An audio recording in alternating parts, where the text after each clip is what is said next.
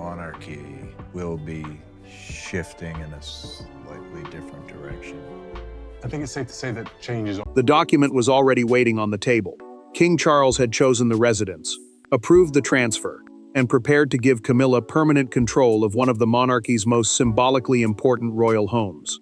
But before the pen could touch the page, William entered the room and stopped the decision cold. His objection was not whispered, delayed, or softened. The future king declared that no residence belonging to the crown would be handed over without a formal vote. Before we go deeper into what this really means for the royal family, make sure to subscribe so you don't miss a single update. Charles had expected questions, but not this. The Royal Estates Council, the body responsible for reviewing major decisions involving official royal property and funding, had never been asked to approve the transfer.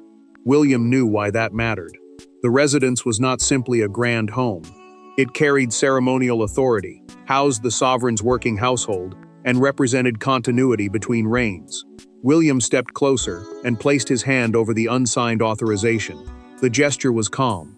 The message was brutal. He was not asking his father to reconsider. He was stopping him. Charles looked down at his son's hand, then raised his eyes.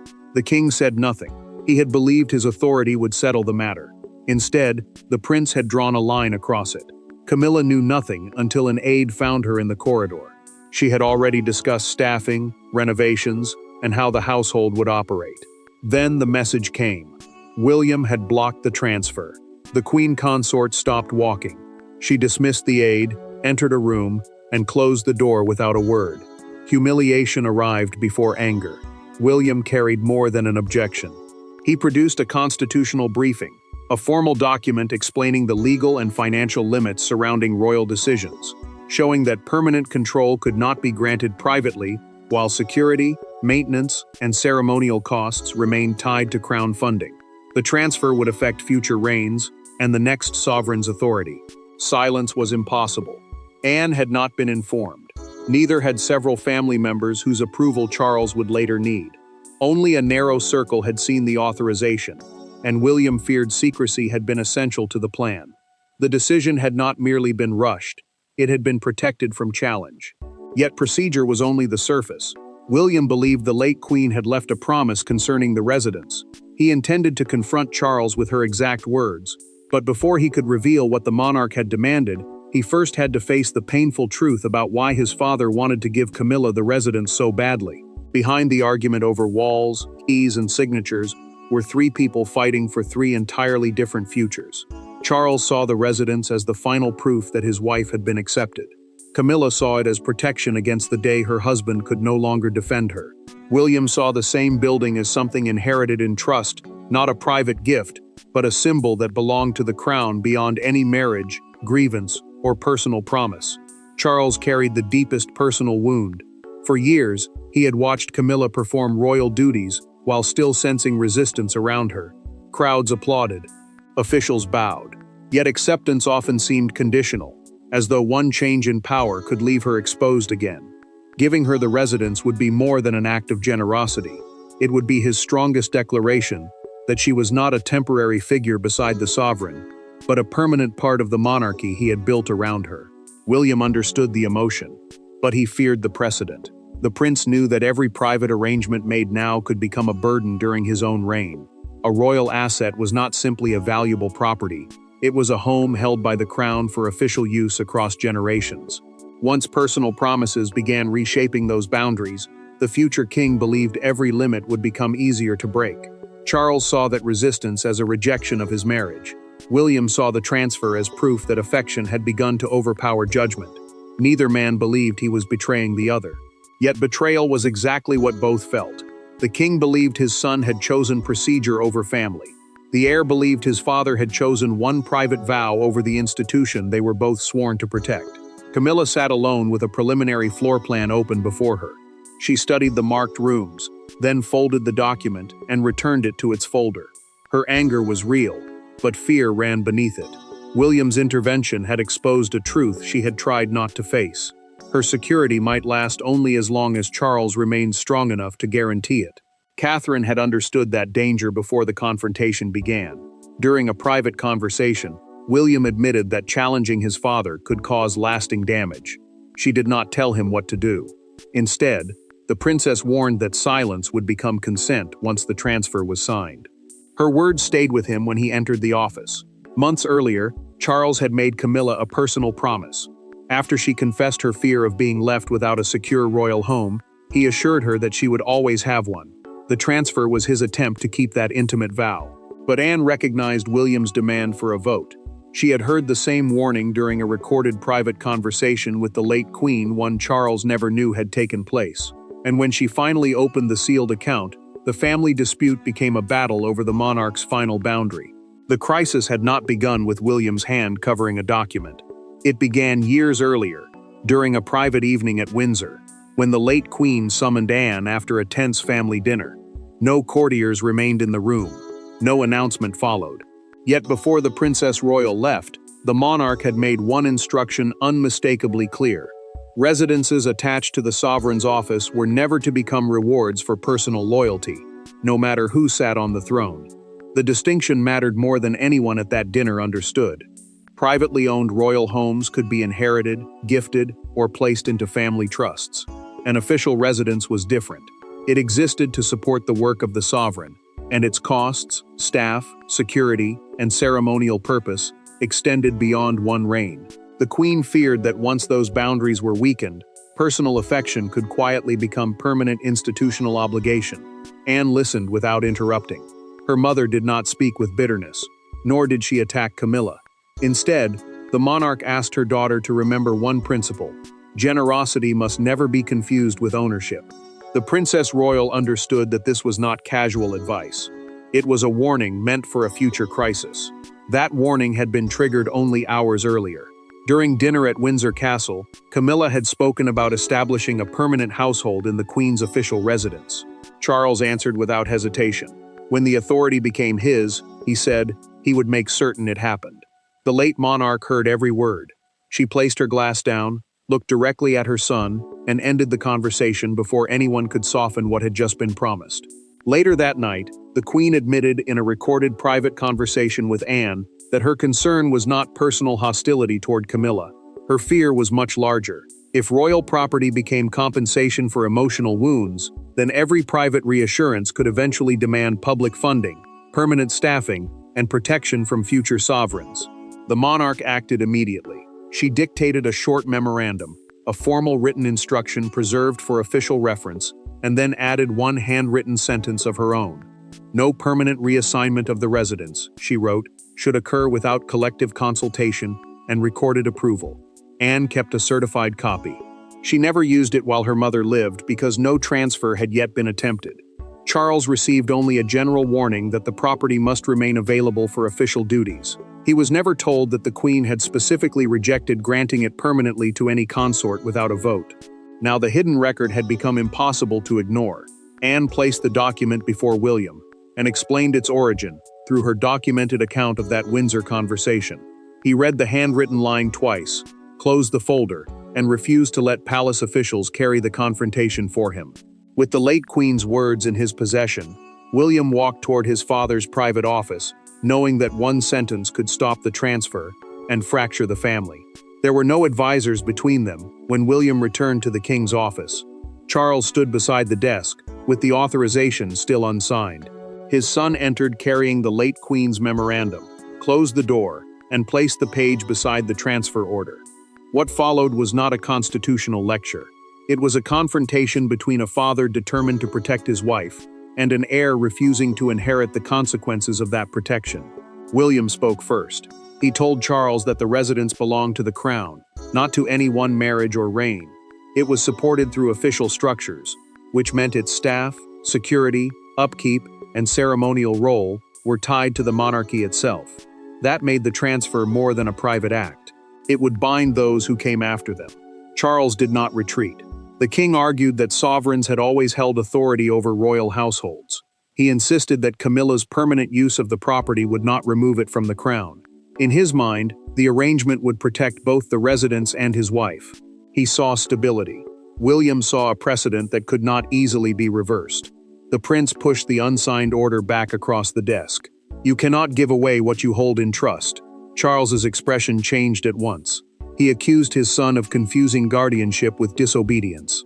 William answered that loyalty did not mean silence. The future king refused to inherit a decision made from emotion and then defend it as tradition. Camilla entered before either man could continue. She had learned that her future was being decided behind a closed door, and she would not remain outside it. The queen consort looked directly at William and asked whether he believed she had earned nothing after years of service. William chose his words carefully. He said service could earn respect, protection, and dignity, but it could not create personal ownership over an official residence. Camilla heard the distinction, yet it struck her as rejection. To her, he was not defending a rule. He was reminding her that acceptance still had limits. Then William turned the memorandum toward Charles. The king recognized his mother's handwriting before reaching the final sentence. He sat down slowly, visibly shaken by the knowledge that she had anticipated this exact conflict. The document, a formal written instruction preserved as evidence of royal intent, required consultation before any permanent reassignment. Charles immediately understood who had kept it. Anne had preserved the record and said nothing while his plans advanced. His anger shifted toward his sister. He called her silence a betrayal. Still, the king refused to surrender. He left the transfer unsigned, but ordered the proposal placed before the Royal Estates Council, the body responsible for major decisions involving official royal property. The signature had been stopped, but the battle was no longer private, and the coming vote would reveal who served the king, who served the crown, and who believed the two were no longer the same. Once the proposal entered the council chamber, emotion had to disguise itself as procedure. Every chair was occupied. Every document had been numbered. Yet beneath the formal language sat the same dangerous question. Could the king use institutional power to satisfy a personal promise? Charles believed the room would defer to him. William believed the late queen's instruction would prevail. Camilla knew the result would define more than where she lived. Charles opened the discussion with controlled confidence. The Royal Estates Council, the body responsible for overseeing official royal properties, their funding, staffing, maintenance, and ceremonial use, could not be ignored now. The king still had the right to propose the arrangement, but permanent exclusive control required approval, because the costs and consequences would continue beyond his reign. The positions formed quickly. Several senior officials supported a renewable agreement, allowing Camilla to occupy the residence, while Charles remained sovereign. William and Anne rejected any wording that suggested permanent personal possession. Edward searched for a middle path, one that would protect the queen consort's dignity without weakening the boundary around crown property. Charles listened as loyalty began to separate from obedience. Each speaker addressed him respectfully, but respect did not become support. The king tapped one finger against the table as another objection was raised. Then he noticed William watching the gesture, and his hand became still. The future king said nothing. He did not need to. His silence carried the pressure of everything that had already passed between them. Anne opened the late queen's memorandum and began reading. The Princess Royal kept her voice firm through the formal wording. Then she reached the handwritten final line. She paused, swallowed, and continued. Her documented reading confirmed that no permanent reassignment should happen without consultation and recorded approval. Honoring her mother's instruction meant causing pain to her brother, and she felt every word of it. The chamber tightened further when a financial clause was uncovered.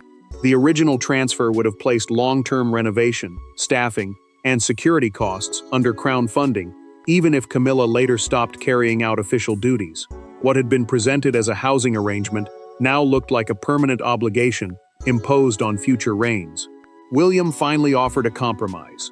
He supported Camilla's full use of the residence during Charles's reign, with complete dignity, protection, and household support. But once that reign ended, the property would return automatically to unrestricted crown use. His proposal proved that he was not trying to drive her out. He was trying to stop a temporary promise from becoming permanent law. The council remained divided. Charles could not simply impose the transfer, but he could withdraw it, amend it, or defend it until the final vote. Every voice fell silent as the king reached for the original document. Charles had entered the chamber determined to fulfill his promise, but the clause hidden inside that promise now forced him to choose between protecting Camilla and protecting the authority he would leave to William. The decision reached Camilla before the official statement was prepared. She would be permitted to use the residence as queen, while Charles remained sovereign, but it would not become her permanent royal property. No future entitlement would be guaranteed. No personal transfer would survive the reign. The distinction looked technical on paper, yet when she heard it spoken aloud, Camilla understood the emotional verdict immediately. She could inhabit the Queen's residence, but she could never possess it. Charles had withdrawn the original proposal and accepted William's revised arrangement. The Queen Consort would receive full protection, staffing, and use of the property during the reign, but ownership and future control would remain with the Crown. What had once been presented as a permanent promise had been reduced to temporary permission, and that difference cut deeper than any public statement could admit. The consequences began at once. Officials froze renovation plans involving lasting structural changes. Staffing appointments were reviewed.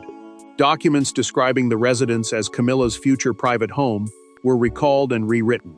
Every alteration made the decision feel more final, because each correction removed another trace of the certainty Charles had given her. Camilla sat alone with the unused keys on the table. She did not throw them aside. She did not summon an aide. When the king entered, she looked at him and asked only, "Did you ever have the power to promise it?" Charles could not answer immediately. The silence exposed everything. He finally admitted that he had promised certainty, because he wanted to erase years of rejection and insecurity. The monarch had believed that giving her a permanent royal home would prove that no one could push her aside again.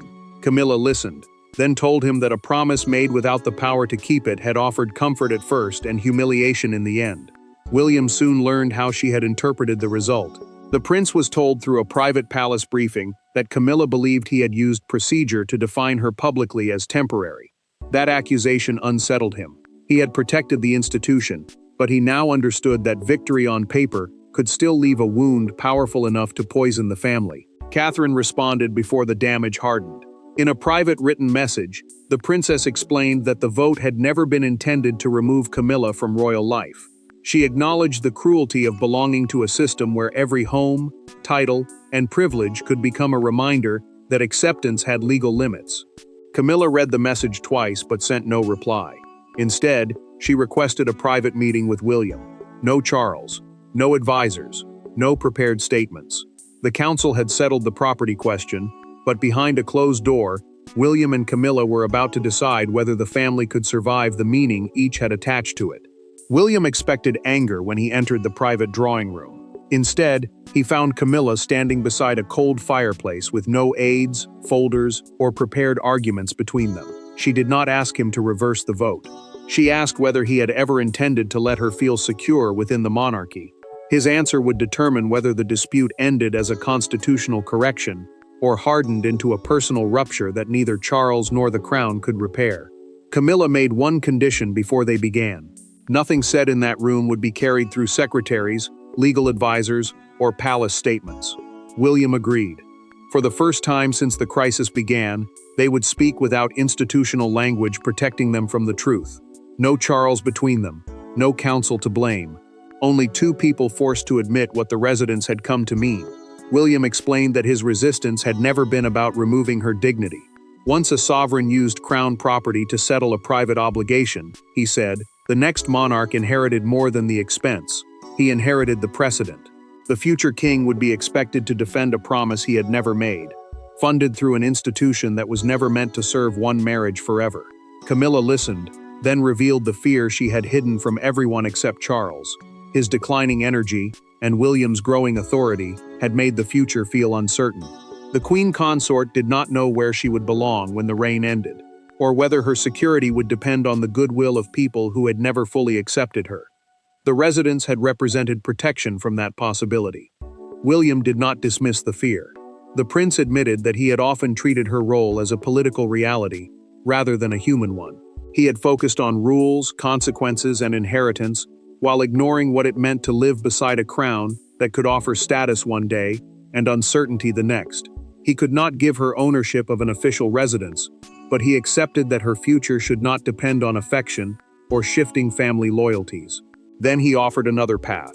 William would support a privately funded lifetime residence for Camilla, secured through personal royal resources rather than crown property. It would protect her independence without binding future sovereigns or removing an official home from institutional use. Camilla finally admitted the truth. She had never needed that particular building as much as she needed proof that she would not be cast aside. Once that fear was answered directly, she agreed to endorse the council's decision through a recorded palace statement. Her acceptance ended the excuse for further conflict. William returned to Charles carrying a solution, not a victory. When he delivered Camilla's answer, the king finally understood that the obstacle had never been his son's cruelty, but the danger hidden inside his own desperate promise. By morning, the private dispute had escaped the palace. Broadcasters interrupted their schedules. Newspaper editors replaced planned covers. Crowds gathered outside Buckingham Palace, divided between those who believed William had humiliated the Queen and those who saw his intervention as the first proof that the future king would place constitutional restraint above family pressure. One unsigned document had become a national test of what the monarchy owned, what it merely managed, and whom it ultimately served. Palace officials moved quickly.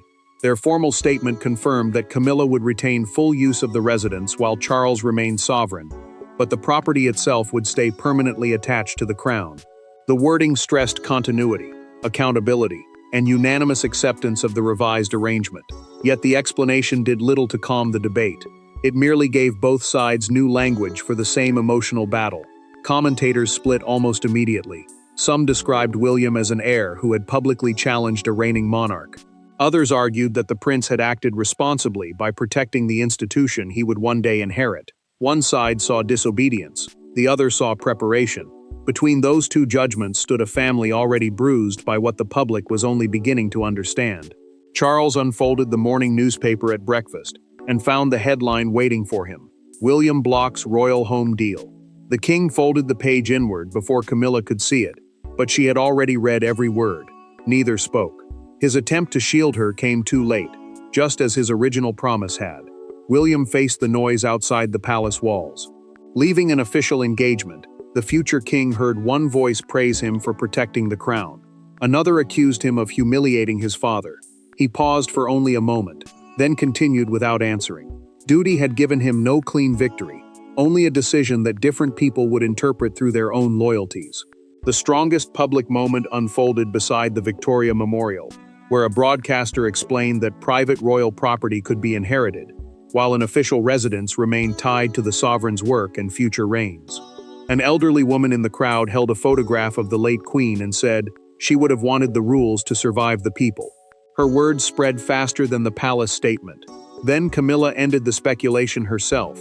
In a recorded public message, the queen consort confirmed that she accepted the council's decision and supported preserving the residence for future sovereigns. Her intervention stopped the dispute from becoming an open war between royal factions. Charles responded by asking both William and Camilla to join him at the next official engagement. The appearance would not erase the wound, but it would reveal whether they could stand together after power, fear, and loyalty had been stripped of all disguise. The public had delivered its arguments, but the monarchy's final verdict would come not through headlines or applause. It would come in the way Charles chose to stand beside the son who stopped him. The final resolution did not come with a dramatic resignation, an exile, or a royal punishment. It came when Charles entered the state reception with Camilla beside him and William one step behind. For a brief moment, the king stopped, turned toward his son, and invited him forward. The gesture was small, but its meaning was unmistakable. William had challenged his father's decision, yet he had not tried to take his place. He had protected the place itself. Charles knew the settlement had changed more than one household. The Royal Estates Council, the body responsible for major decisions involving official royal property, recorded the residence as crown property that could be assigned for use, but never permanently transferred through an unreviewed personal promise. Any future change would require consultation and a documented vote, ensuring that one reign could not quietly bind the next. Camilla's future was secured through a separate lifetime housing arrangement funded by private royal resources. The queen consort would retain dignity, independence, and protection without placing a permanent obligation on the sovereign's official estate. The compromise gave her safety, but it also forced Charles to confront the pain behind his mistake. Charles apologized before the engagement. He told Camilla that he had confused possession with security, and admitted that his desire to prove her acceptance had led him to promise something he held only temporarily. She did not punish him with anger. Instead, She told the king that honesty had finally given her what the residents never could: certainty without illusion. William faced his father next. Charles confessed that being stopped by his own heir had felt like a public loss of authority. The prince answered that remaining silent would have created a greater loss later. The monarch did not celebrate those words, but he accepted their truth. William then refused to claim victory. He asked that no palace statement describe the outcome as his triumph. The future king insisted that the council's vote, the late queen's written instruction, and Camilla's recorded consent had made the decision legitimate. Days later, Camilla entered the residence, not as its owner, but as the queen trusted with its care. She canceled the proposed personal alterations and asked that one room honor the history of previous consorts. The verdict was final. Charles protected his wife. William protected the crown. Camilla secured her future without possessing what belonged to those who would follow. Personal devotion had been corrected before it became permanent royal law, and the monarchy emerged wounded, restrained, but stronger. Thanks for watching. Please don't forget to like and subscribe, and we will see you in next one.